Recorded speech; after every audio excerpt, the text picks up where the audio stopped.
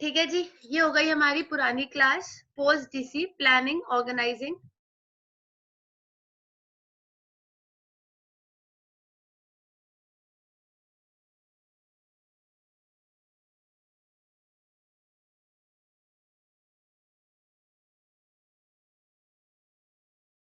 Post DC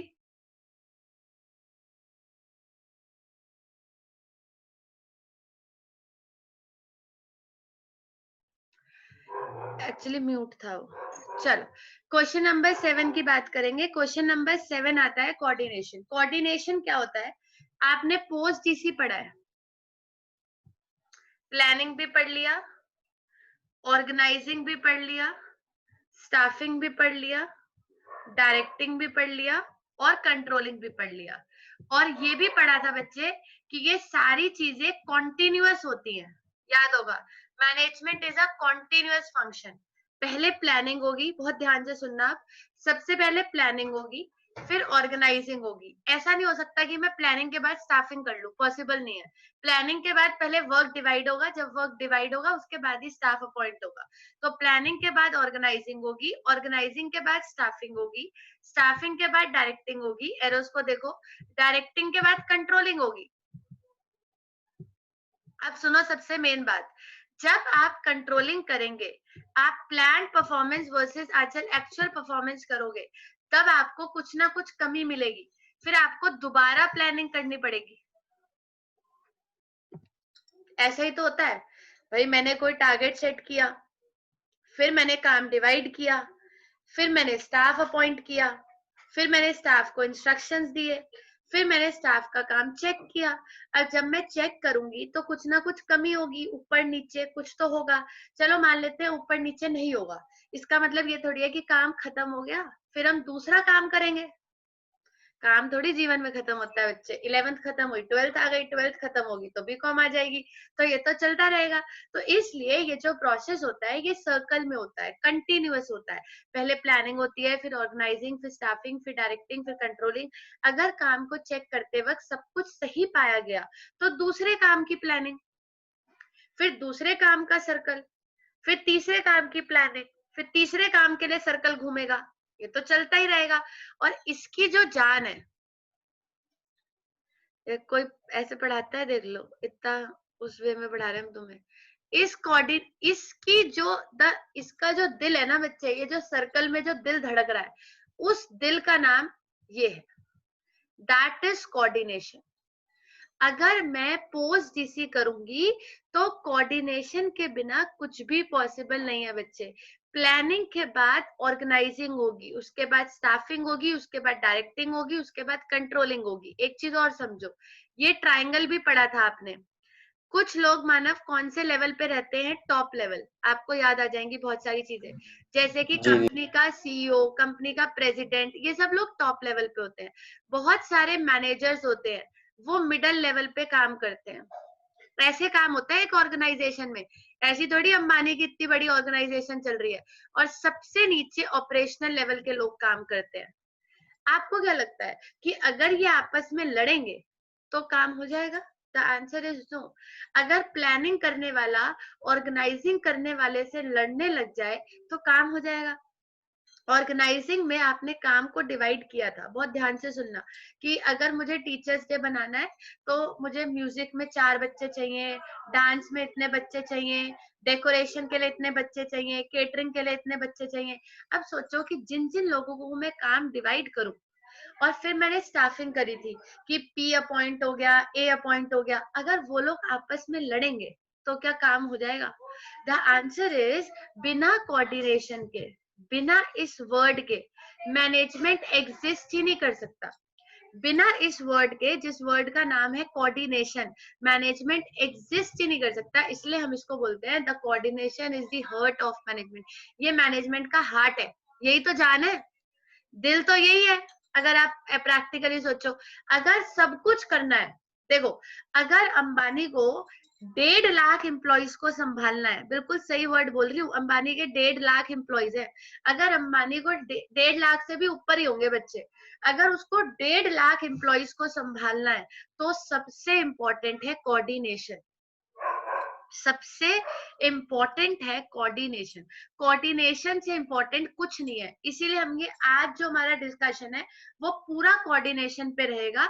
और coordination बहुत important है, आपके पेपर में आएगा, 110% आएगा, ये जरूर आएगा, चाहे पेपर में कुछ और आए चाहे ना आए।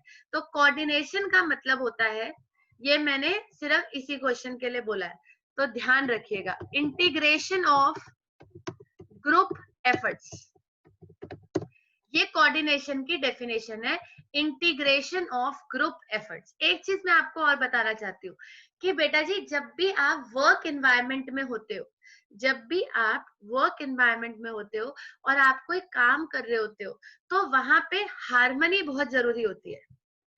हार्मनी का मतलब होता है यूनिटी।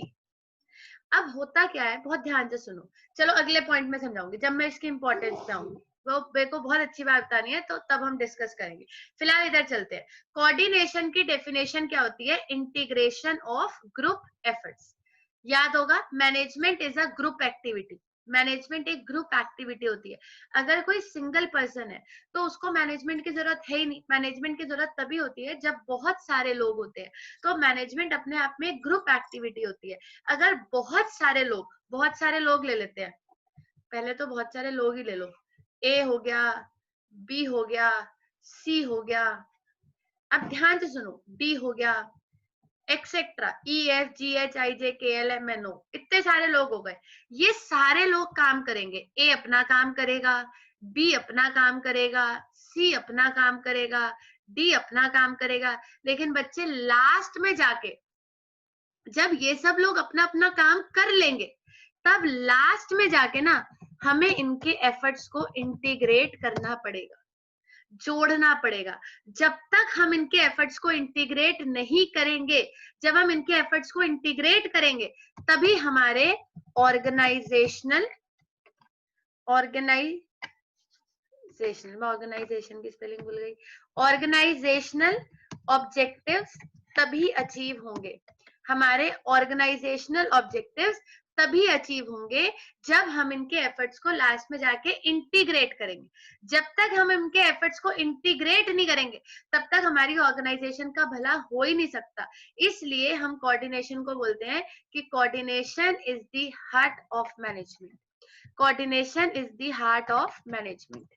यही मैनेजमेंट की धड़कन है, यही मैनेजमेंट की जान है, सब कुछ यही है। अगर आप इसे हटा दोगे तो मैनेजमेंट शब्द का बच्चे मतलब ही खत्म हो जाएगा, मैनेजमेंट वर्ड ही खत्म हो जाएगा। क्योंकि मैनेजमेंट का मतलब होता है लोगों से काम करवाना। जो भी आज पढ़ाऊंगी सब इंपॉर्टेंट है, सब स्टार मार्क है और सारा एक ही क्वेश्चन है, तो बहुत ध्यान से सुनना। Coordination is an heart of management. Coordination management का मतलब होता है, पहले दिन पढ़ाया था पहली वीडियो में, कि मैनेजमेंट का मतलब होता है लोगों से काम करवाना।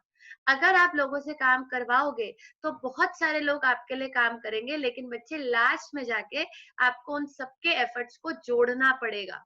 जब तक उन सबके एफर्ट्स एक साथ नहीं आएंगे, तब तक आपका टारगेट अचीव नहीं होगा। ये कहना चाहती हूँ। जैसे एक एग्जांपल, मान लो कि मैंने 20 बच्चे पढ़ाए, ठीक है, और 20 में से 10 के तो बहुत अच्छे नंबर हैं और 10 बच्चे फेल हैं। तो अगर 10 बच्चे फेल है और 10 के बहुत अच्छे नंबर है, तो क्या मेरा मैनेजमेंट अच्छा है? द आंसर इज नो, मेरा मैनेजमेंट बिल्कुल भी अच्छा नहीं है। क्योंकि बेटा जी अच्छा तब होता जब 20 के 20 के अच्छे नंबर होते। यही समझाना चाहते हैं कि अगर आपकी ऑर्गेनाइजेशन में 1 लाख एम्प्लॉय है, उस 1 लाख एम्प्लॉय के एफर्ट को आपको इंटीग्रेट करना है। हर एक बंदा आपकी ऑर्गेनाइजेशन के लिए काम करे, ऐसा आपको करना है। और planning, organising, staffing, directing, controlling, इन सब के बीच में भी यहाँ पे एग्जिस्ट करता है कोऑर्डिनेशन। ये भी तभी कामयाब है, ये देखो, पोस्ट डीसी भी तभी कामयाब है जब कोऑर्डिनेशन होगा। अगर आपस में लड़ाई झगड़ा ही करना है तो पोस्ट डीसीबी संभव नहीं है। Top level, middle level, operational level पे जब आप काम को बांटते हो, ये भी तभी संभव है जब आपस में कोऑर्डिनेशन होगा। अगर कोऑर्डिनेशन नहीं है तो ये भी आपस में संभव नहीं है. The situation is not at all possible अगर कोऑर्डिनेशन एग्जिस्ट नहीं करता है. बेटा जी क्या सीखा था कि टॉप लेवल में कंपनी के बड़े बड़े लोग रहते हैं, वो बड़े बड़े डिसीजंस लेते हैं. कुछ लाइनें बता रही हूँ. जब वो बड़े बड़े डिसीजंस लेते हैं तो फिर मिडल लेवल वाले उन डिसीजंस को इम्प्लीमेंट करते हैं. फिर ऑपरेशनल लेवल वाले उस काम को वर्कर से कराते हैं. देखो कैसे सब लोग हाथ जोड़ के एक साथ काम कर रहे हैं, चेन बना के सब एक साथ काम कर रहे हैं. अगर इसमें से कोई अकेला आ जाए, जी मैं तो अकेले काम करूंगा, मैं तो किसी से ऑर्डर लेता नहीं हूँ, मैं तो लूंगा नहीं, मैं अकेले अपने दिमाग से चलूंगा, तो ऐसे लोग ऑर्गेनाइजेशन एनवायरनमेंट में एग्जिस्ट नहीं कर सकते हैं. क्योंकि organisation is all about coordination, coordination, coordination and coordination. And what is coordination? Coordination means integration of group efforts. इसे याद कर लीजिए. Coordination means integration of group efforts. I hope I am clear. Coordination में मुझे आपको 2 questions और पढ़ाने हैं. एक तो कोऑर्डिनेशन के फीचर्स, पहले फीचर पढ़ा दूंगी क्योंकि वो ज्यादा आसान है. कोऑर्डिनेशन के 2 क्वेश्चंस हमारे सिलेबस में है. एक है कोऑर्डिनेशन के फीचर्स और दूसरे हैं कोऑर्डिनेशन की इंपॉर्टेंस. बहुत ध्यान से समझा. एक है कोऑर्डिनेशन के फीचर्स और दूसरी है कोऑर्डिनेशन की इंपॉर्टेंस. कोऑर्डिनेशन के फीचर्स और कोऑर्डिनेशन की इंपॉर्टेंस. और ये थी कोऑर्डिनेशन की डेफिनेशन. ये थी कोऑर्डिनेशन की डेफिनेशन. इसको भी ध्यान रखिएगा. What is the definition of coordination? It means integration of group efforts. ये कोऑर्डिनेशन की डेफिनेशन है, इंटीग्रेशन ऑफ ग्रुप एफर्ट्स. बाकी सब ऐसी है. उसके बाद हमने पढ़ा कि हमें कोऑर्डिनेशन के 2 क्वेश्चंस पढ़ने हैं. एक तो कोऑर्डिनेशन के फीचर्स और एक कोऑर्डिनेशन की इंपॉर्टेंस. तो सबसे पहले पढ़ेंगे फीचर्स. ठीक है जी. Features of coordination. चलो कुछ तो सेम है, तो पहले मैं सेम वाले लिख देती हूँ. सबसे पहला फीचर कोऑर्डिनेशन का,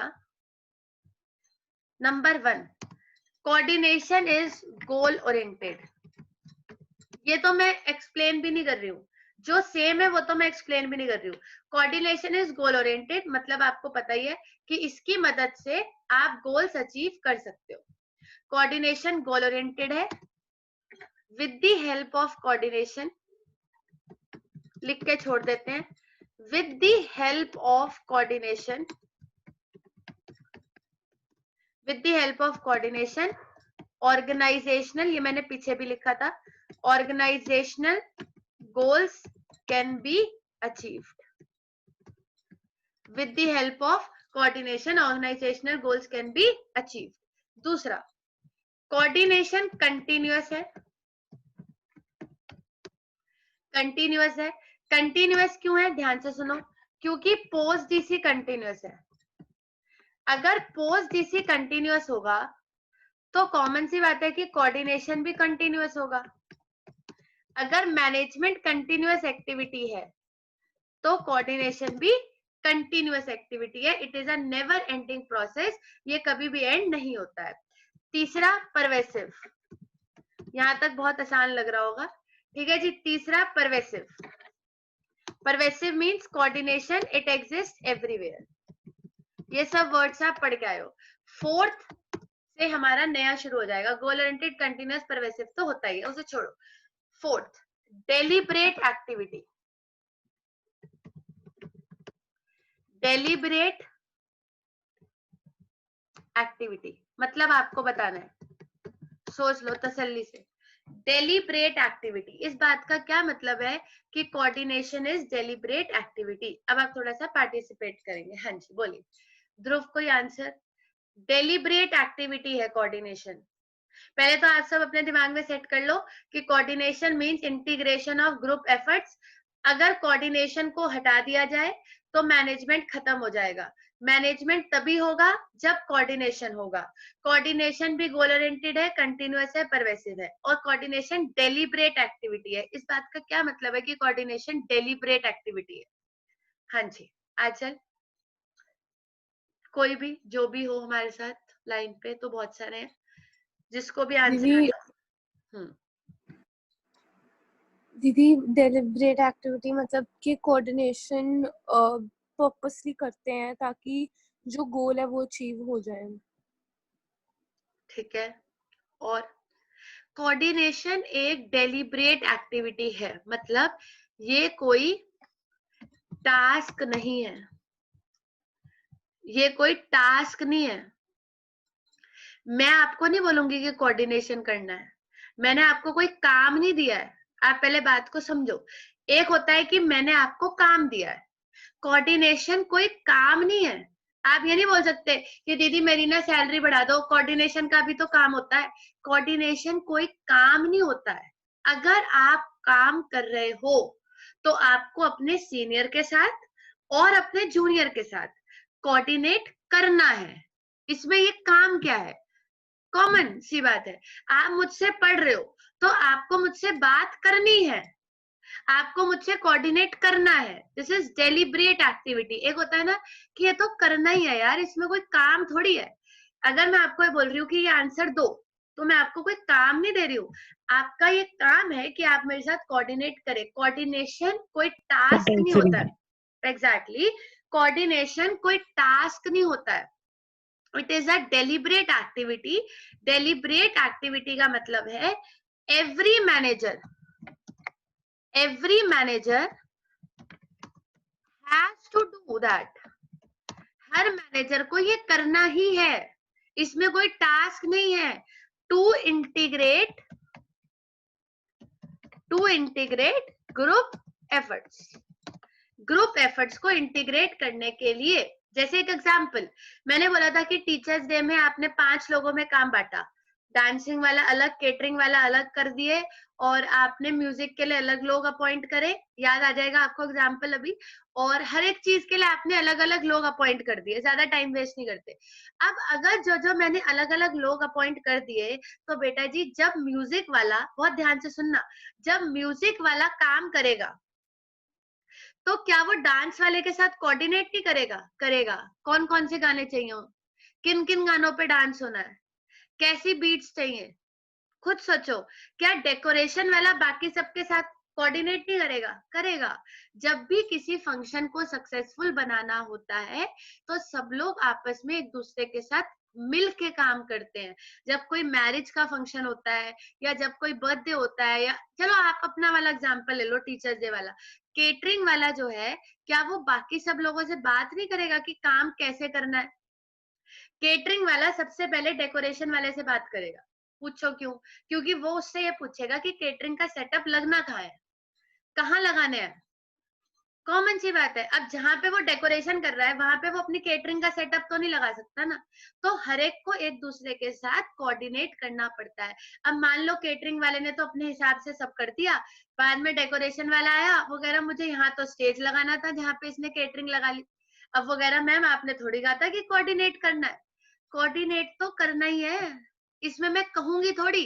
तो कोऑर्डिनेशन करना कोई टास्क नहीं होता है। Every manager has to do that to integrate group efforts. अगर आप चाहते हो बच्चे कि आपकी मेहनत खराब ना हो, तो आपको जो और लोग काम कर रहे हैं उनके साथ कोऑर्डिनेट करना चाहिए। करना चाहिए क्या, करना पड़ेगा। जब तक आप उनके साथ कोऑर्डिनेट नहीं करोगे तब तक हमारा काम अच्छे से नहीं होगा। तो इसलिए ये सिखाना बहुत जरूरी है कि coordination is a deliberate activity. आपका जो सीनियर मैनेजर है वो आपको नहीं कहेगा कि हाँ भाई तूने उसे बात करी नहीं करी। अरे कॉमन सी बात है, अगर आपके साथ किसी प्रोजेक्ट पे 2 लोग और काम कर रहे हैं तो आपको उनके साथ कोऑर्डिनेट करना है। इसमें मैं आपको कहूंगी थोड़ी कि कोऑर्डिनेट करो, कोऑर्डिनेट करना है। और जब तक आप कोऑर्डिनेट नहीं करोगे तब तक आपके एफर्ट्स रंग नहीं लाएंगे। आपके एफर्ट्स तभी रंग लाएंगे जब आप आपस में कोऑर्डिनेट करेंगे। और एक लास्ट फीचर, फिफ्थ, ये आप बताओगे मुझे कि कोऑर्डिनेशन करना किसकी जिम्मेदारी है? बिल्कुल सोच समझ के आंसर देना। किसकी रिस्पॉन्सिबिलिटी है? इंटरेस्टिंग है, कुछ बोरिंग नहीं है इसमें, फटाफट से बोल दो। कोऑर्डिनेशन करना ईशा किसकी रिस्पॉन्सिबिलिटी है? कंपनी के सीईओ की, प्रेसिडेंट की, या कोई अलग से मैनेजर बनेगा कोऑर्डिनेशन मैनेजर, या क्या है? दी सबकी। सबकी, सबकी एग्जैक्टली हाँ, यही आंसर चाहिए था मुझे भी कि कोऑर्डिनेशन करना सबकी रिस्पॉन्सिबिलिटी है। Coordination is a responsibility of all managers. ये क्वेश्चन बोर्ड के पेपर में आया था पिछले साल कि एमसीक्यू में 1 नंबर में कि कोऑर्डिनेशन टॉप लेवल वाले करते हैं, मिडिल लेवल वाले, ऑपरेशनल लेवल वाले या ऑल। ऑल कोऑर्डिनेशन सबको करना है भाई। हर एक को अपने ऊपर और अपने नीचे वाले के साथ कोऑर्डिनेट करना होता है। जब आप किसी चैनल में काम करते हो, जब आप किसी ऑर्गेनाइजेशन में काम करते हो, तो आपको अपने ऊपर वालों से, अपने नीचे वालों से और अपने साथ वालों से कोऑर्डिनेट करना पड़ता है, करना पड़ेगा। तभी आपका मैनेजमेंट सक्सेसफुल है, अदरवाइज आपका मैनेजमेंट बिल्कुल बेकार है। क्योंकि मैनेजमेंट तभी सक्सेसफुल होता है जब उसमें एक अच्छा कोऑर्डिनेशन होता है। अगर मैं कोऑर्डिनेशन हटा दूं तो मैनेजमेंट बेकार है। और जब तक मैनेजमेंट में कोऑर्डिनेशन नहीं होगा, क्योंकि मैनेजमेंट के अंदर, इधर देखो ध्यान से, मैनेजमेंट के अंदर बहुत सारे लेवल्स हैं, बहुत सारे फंक्शंस हैं, बस इन 2 पे ध्यान देना। बहुत सारे लेवल्स हैं और बहुत सारे फंक्शंस हैं। फंक्शंस में आपको पूरी पोस्ट जैसी की चेन चलानी है। इधर देखो, सबसे पहले आपको टारगेट सेट करने हैं, फिर आपको काम बांटना है, फिर स्टाफ आएगा, फिर आप स्टाफ को इंस्ट्रक्शन दोगे, फिर चेक करोगे। तो इन सब में कोई आप अकेले तो कर नहीं लोगे। आप अकेले तो कोई 30 मार खानी होगी, सारा काम अकेले कर लोगे। बहुत सारे लोग इसमें इन्वॉल्व होंगे और जो बहुत सारे लोग इसमें इन्वॉल्व होंगे उन सबको आपस में कोऑर्डिनेट करना पड़ेगा। जब हम लेवल्स की बात करते हैं तो हम काम को 3 लेवल पे बांटते हैं, टॉप, मिडल, ऑपरेशनल। तो जो भी लोग टॉप लेवल पे हैं वो मिडल लेवल के साथ कोऑर्डिनेट करें, मिडल लेवल वाले ऑपरेशनल के साथ, ऑपरेशनल वाले वर्कर्स के साथ। जब तक सब लोग मिल के काम नहीं करेंगे, बार बार बोल रही हूँ आपको, जब तक सब लोग मिल के काम नहीं करेंगे, लड़ाई झगड़ा नहीं करना है, मिल के काम करना है। वर्ड्स को पढ़ो, 4 वर्ड्स चाहिए। Integration of group efforts. जो मेहनत आप करते हो वो तभी रंग लाएगी जब ग्रुप में उसको एफर्ट लगाया जाएगा। जब, एक सिंपल सी बात है, चलो एंड करते हैं कोऑर्डिनेशन वाली बात को। बास्केटबॉल में स्टार्टिंग में 5 प्लेयर खेलते हैं, क्रिकेट में मेरे ख्याल 10 खेलते हैं। जब तक उनमें कोऑर्डिनेशन नहीं होगा मैच जीत ही नहीं सकते। या मुझे 11, चलो ठीक है। मतलब जितने भी प्लेइंग प्लेयर्स होते हैं, फुटबॉल हो गया, कोई भी गेम ले लो, फुटबॉल, हॉकी, क्रिकेट, बास्केटबॉल, कोई सा भी, आप मुझे कोई ऐसा गेम बताओ जो टीम गेम हो और बिना कोऑर्डिनेशन के जीता जा सके। है ही नहीं। कोऑर्डिनेशन नहीं होगा तो मैनेजमेंट नहीं होगा, मैनेजमेंट नहीं होगा तो कोई टीम गेम नहीं जीत सकती। इस चीज की गारंटी है, क्योंकि गेम तभी जीती जाती है जब आपस में कोऑर्डिनेशन होता है। फुटबॉल में तो सबसे ज्यादा कोऑर्डिनेशन होता है। अगर फुटबॉल और हॉकी जैसी गेम से मैं कोऑर्डिनेशन को हटा दूं तो गेम ही खत्म हो जाएगा। तो इसलिए ये चीज ध्यान रखिएगा, इसी को कोऑर्डिनेशन कहते हैं। डेफिनेशन बोल लो एक बार मन में, इंटीग्रेशन ऑफ ग्रुप एफर्ट्स, और फीचर्स बोल लो फटाफट से सारे। एक तो ये गोल ओरिएंटेड है, कंटिन्यूअस है, परवेसिव है, डेलिब्रेट एक्टिविटी है, किसी का टास्क नहीं है, सबको करना है, और ये सारे मैनेजर्स की जिम्मेदारी है। और हम नेक्स्ट क्वेश्चन लिखेंगे, इंपॉर्टेंस ऑफ कोऑर्डिनेशन। ये हमारा बहुत इंपॉर्टेंट क्वेश्चन है, इंपॉर्टेंस ऑफ कोऑर्डिनेशन। थोड़ा सा जल्दी, लास्ट क्वेश्चन आज का, इंपॉर्टेंस ऑफ कोऑर्डिनेशन। और बहुत अच्छे से इसको पढ़ना है।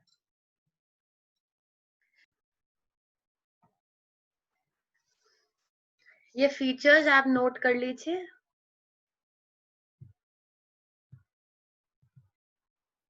और हम इंपॉर्टेंस पे चलें।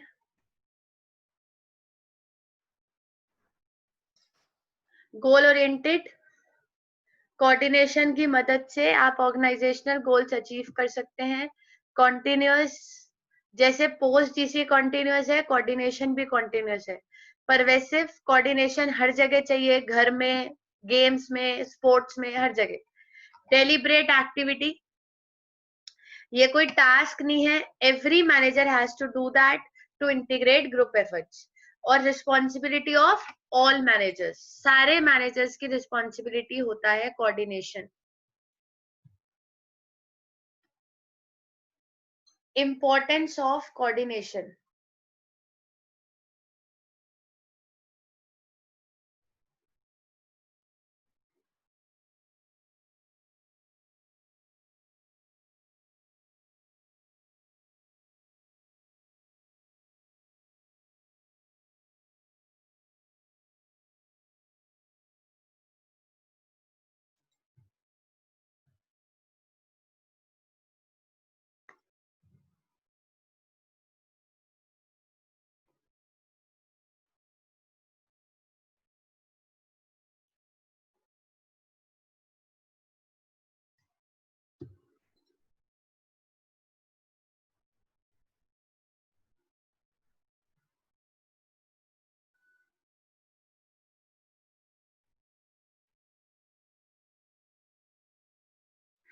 ठीक है जी, हेडिंग डालेंगे फटाफट से।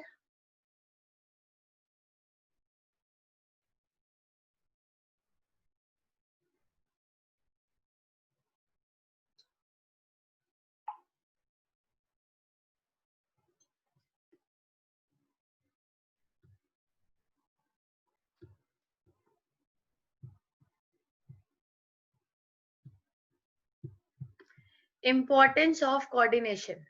चलो लास्ट हेडिंग। छोटे छोटे से 3 फायदे हैं। Importance of coordination. 5 मिनट और बिल्कुल ध्यान से सुनिएगा, अच्छा टॉपिक है। सबसे पहली इंपॉर्टेंस, लार्ज स्केल ऑर्गेनाइजेशन। 2 भी पढ़ लो तो बहुत है। लार्ज स्केल ऑर्गेनाइजेशन, अब इसको बहुत ध्यान से समझना।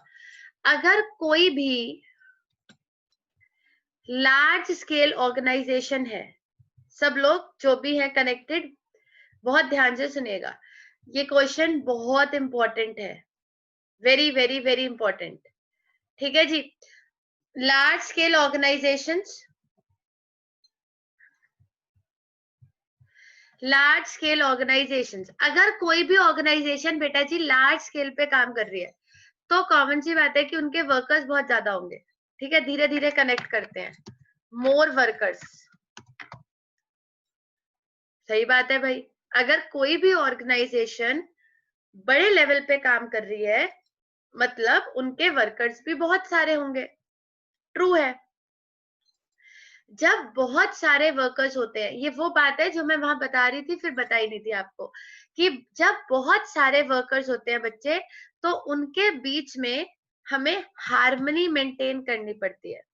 बहुत सारे वर्कर्स हैं, different religion, caste, colour, creed, gender, और जो जो आप लिखना चाहो सब लिख सकते हो। क्या समझाना चाहती हूँ, जब कोई ऑर्गेनाइजेशन लार्ज स्केल पे काम करती है, जब भी कोई ऑर्गेनाइजेशन लार्ज स्केल पे काम करती है, तो उनके पास बहुत सारे वर्कर्स होते हैं, बहुत सारे बहुत सारे बहुत सारे। और जब बहुत सारे वर्कर्स होते हैं, तो वो बहुत सारे वर्कर्स बच्चे अलग अलग धर्म, जात पात, कलर, क्रीड, जेंडर, हर एक से अलग अलग होते हैं। अब आप खुद सोचो कि जब इतने सारे लोग एक साथ काम करते होंगे, और इंडिया में तो आपको वैसे ही पता है कि रिलीजन, कास्ट, क्रीड, जेंडर को लेके कितना लड़ाई झगड़ा रहता है। तो जब इतने सारे लोग काम करते हैं, और अलग अलग धर्म के, अलग अलग जात के, अलग अलग, एवरीथिंग इज डिफरेंट, अलग अलग जेंडर, अलग अलग कलर, और उन्हें पता है कि हम सब एक ही ऑर्गेनाइजेशन के लिए काम कर रहे हैं, और हम सबके एफर्ट्स को इंटीग्रेट करना जरूरी है। बहुत ध्यान से सुनो, हर वर्कर अपनी अपनी मेहनत लगा रहा है, कोई हिंदू है, कोई मुसलमान है, कोई सिख है, कोई ईसाई है, लेकिन बिना किसी डिफरेंशिएट के हमें उनके बीच में क्या लानी है, हार्मनी। हार्मनी मतलब यूनिटी, कि भाई जब तुम कंपनी के अंदर हो, तो तुम हिंदू, मुस्लिम, सिख, ईसाई नहीं हो, तुम रिलायंस के वर्कर हो, और तुम्हें रिलायंस के लिए काम करना है, और आपस में लड़ाई झगड़ा नहीं करना है। कहीं ऐसा ना हो कि टॉप लेवल पे हिंदू है, मिडिल लेवल पे मुस्लिम है, वो कहे जी मैं नहीं सुन रहा इसकी, ये तो दूसरे धर्म का है। ऐसा कंपनियों में नहीं होता है।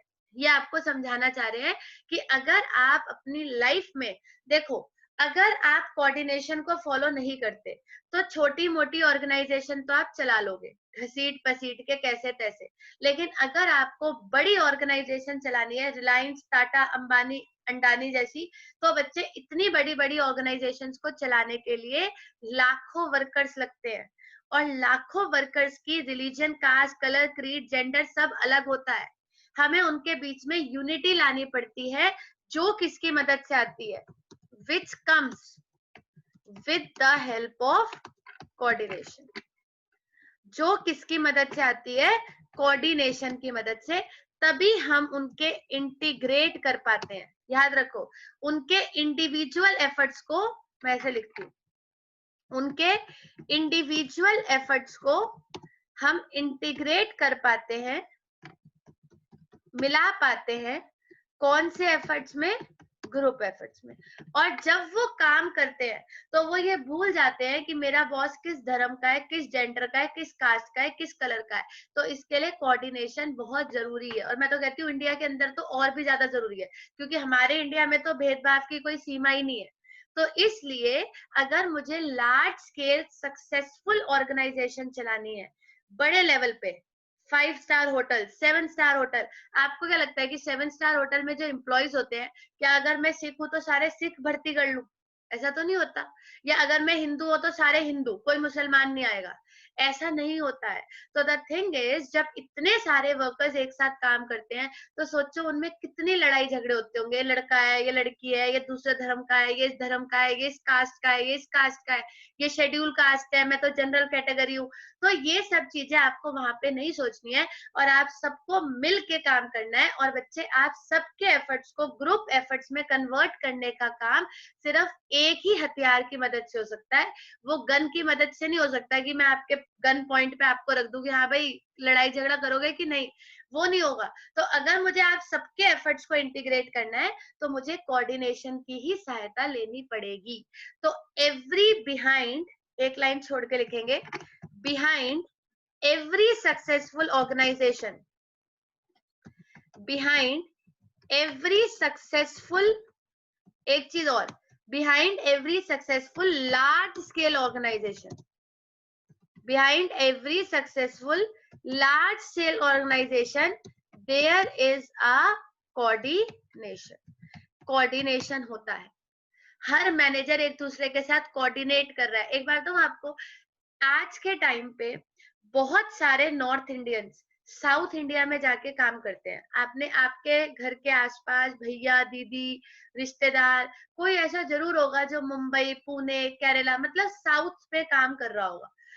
और क्यों कर रहे हैं? क्योंकि नॉर्थ में पहले बच्चे जाते थे दिल्ली काम करने, अब दिल्ली में तो गंद मच चुका है, तो इसलिए अब बच्चे साउथ की जगहें प्रेफर कर रहे हैं। And south Indian people don't like North Indian peoples, they hate North Indian peoples। उन्हें ऐसा लगता है कि नॉर्थ इंडिया में एटिकेट्स नहीं है, लोगों को ना बात करने की तमीज है, ना खाना खाने की तमीज है, ये ऐसा उनको लगता है। तो जब नॉर्थ इंडिया का बच्चा साउथ इंडिया में जाके पुणे मुंबई ऐसी चेन्नई ऐसी जगहों पे जाके जब जॉब्स करता है, तो सोचो जब वो काम करते हैं तो काम के समय वो कोई भेदभाव नहीं करते कि ये नॉर्थ इंडियन है, ये साउथ इंडियन है, ये फॉरेनर है, वहां ऐसा सब नहीं चलता है। तो किसी भी लार्ज स्केल ऑर्गेनाइजेशन को कामयाब बनाने के लिए जो सबसे बड़ी चीज है that is coordination. I hope it's clear. ठीक है जी, that is coordination. Very very important बात थी, ये सबसे इंपॉर्टेंट बात थी भाई ये तो। ठीक है, और दूसरी बात, डिवीजन ऑफ वर्क, ये भी आप समझ जाओगे, बहुत ध्यान से सुनना। डिवीजन ऑफ वर्क, जो भी ऑर्गेनाइजेशन का पूरा टास्क होता है, ये पूरा टास्क है, याद है आपको? मुझे पता है कि आपको याद है। जो भी टास्क होता है ये अलग अलग लोगों में डिवाइड कर दिया जाता है। जैसे मान लो एक टास्क है और मैंने 3 लोगों में बांट दिया। एक मैंने ए को दे दिया काम, एक काम मैंने पी को दे दिया, और एक काम मैंने जेड को दे दिया।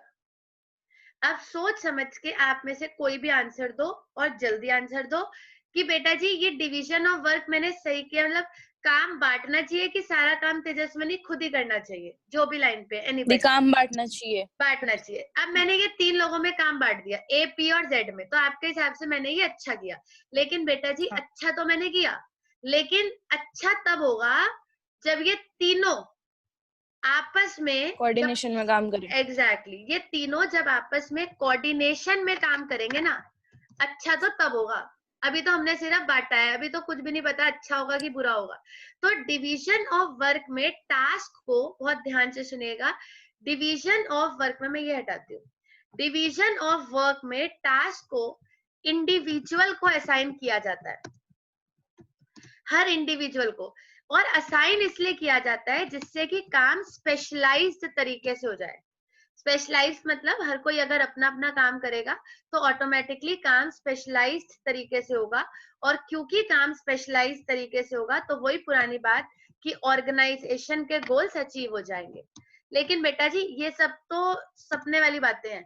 ये तभी संभव है जब जिन लोगों को आपने काम बांटा है आपको उनके एफर्ट्स को इंटीग्रेट करना पड़ेगा, और जब आप इंडिविजुअल एफर्ट्स को इंटीग्रेट करोगे, जब आप इंडिविजुअल एफर्ट्स को इंटीग्रेट करोगे यानी कि जब आप कोऑर्डिनेशन करोगे, तभी डिवीजन ऑफ वर्क भी सक्सेसफुल होगा। तो ये समझाना चाहते हैं कि कोऑर्डिनेशन के बिना तो बेटा जी कुछ भी नहीं होगा। ना ही आपकी ऑर्गेनाइजेशन बड़े स्केल पे काम कर सकती है, ना ही आप काम डिवाइड कर सकते हो अगर आपको कोऑर्डिनेशन नहीं आता। तो coordination is very very very important. एक लाइन ध्यान से सुन लो, बिहाइंड एवरी, पीछे लिखी थी मैंने, ये देखो, behind every successful large scale organisation there is a coordination. अब एक लाइन यहाँ पे भी लिख देती हूँ कि बिहाइंड डिवीजन ऑफ ड्यूटीज, आपने कहा था ड्यूटीज बांटनी चाहिए, behind division of duties, behind division of duties successful coordination is required. अगर सक्सेसफुल कोऑर्डिनेशन नहीं होगा तो काम फिर से संभव नहीं होगा। और लास्ट बात आज की, थर्ड, फंक्शनल डिफरेंशिएशन। अब ये क्या है? फंक्शनल डिफरेंशिएशन मतलब ये देखो, ट्रायंगल याद करो, ट्रायंगल, सब कुछ याद आ जाएगा अपने आप।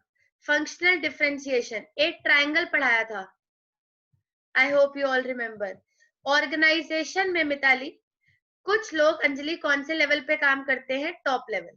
ये देखो, टॉप लेवल, ठीक है जी, कुछ लोग टॉप लेवल पे काम करते हैं, कुछ लोग मिडिल लेवल पे काम करते हैं, और कुछ लोग ऑपरेशनल लेवल पे काम करते हैं। फिर से वही बात आ गई ना, अब ये अलग अलग लेवल पे काम कर रहे हैं, क्यों? कि काम अच्छे से हो। लेकिन काम अच्छे से तभी होगा जब ये तीनों आपस में एक दूसरे के साथ कोऑर्डिनेशन करेंगे। अगर कोऑर्डिनेशन मिस है तो कितने भी लेवल बना लो, ये तीन है ना, आप 50 बना लो, आपका काम नहीं होगा। अगर आपकी टीम में कितने भी अच्छे प्लेयर क्यों ना हो, अगर उनके बीच में कोऑर्डिनेशन नहीं है तो आप मैच हारोगे। अगर उनके बीच में कोऑर्डिनेशन है तभी आप मैच जीतोगे। इसको बिल्कुल गांठ बांध लो टॉपिक को, ये बहुत इंपॉर्टेंट टॉपिक है। तो अगर हमें फंक्शनल डिफरेंशिएशन करना है, ध्यान से सुनिए, if we have to divide task on the basis of functions, that is top, middle and operational level। अगर मुझे 3 लेवल्स पे काम को बांटना है तो फिर से वही बात है, कोऑर्डिनेशन इज मस्ट। अगर कोऑर्डिनेशन नहीं होगा तो ये सारा टाम डंडीरा सब बेकार है, जब तक इसमें कोऑर्डिनेशन नहीं होगा। अब 3 बातें सीख लो, ना तो लेवल्स बनेंगे जब तक कोऑर्डिनेशन नहीं होगा, ना ही तो काम बटेगा जब तक कोऑर्डिनेशन नहीं होगा, और ना ही आप लार्ज स्केल ऑर्गेनाइजेशन बना सकते हो अगर कोऑर्डिनेशन नहीं होगा। तो कुछ भी नहीं होगा अगर कोऑर्डिनेशन नहीं होगा। Coordination means integration of group effort. सिर्फ काम करना नहीं होता है, काम को एक दूसरे के साथ कोऑर्डिनेट भी करना होता है। काम करने से कुछ नहीं होगा, आप कितना भी अच्छा काम कर लो, आपका वो काम बेकार है अगर आपने सबके साथ कोऑर्डिनेट नहीं किया। क्लियर है? तो कोऑर्डिनेशन की डेफिनेशन, फीचर्स एंड इम्पोर्टेंस। कोई डाउट है तो बताइए। दक्ष आपको अनम्यूट करना पड़ेगा बच्चे। चलो हमने कर दिया, और बताइए, बोलिए जिसे जो जो डाउट्स हैं, अदरवाइज आप इसे नोट करिए फटाफट। मैं सारे स्क्रीनशॉट्स आपको भेज रही हूँ।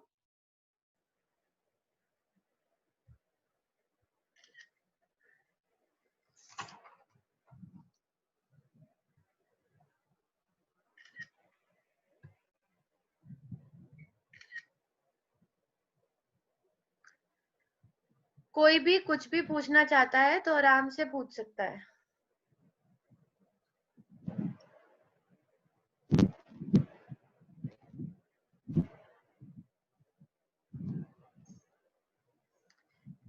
नेक्स्ट क्लास में we will start next chapter. Coordination की definition, integration of group efforts, features, continuous goal oriented pervasive deliberate activity, responsibility of all managers. Importance: large scale organization, division of work and functional differentiation. Priyanshi, Anjali, Anshika, कोई doubt है? अनुराध, दक्ष, ध्रुव, ईशा, मानव, मिताली, पार्थ, प्रखर, सागर, तेजस्विनी, सृजा, जितने भी बच्चे connected है, और कुछ भी पूछना है? नहीं दीदी, कोई डाउट नहीं दीदी। कल इको पढ़ेंगे और परसों बीएसटी का नया चैप्टर। ठीक है दीदी।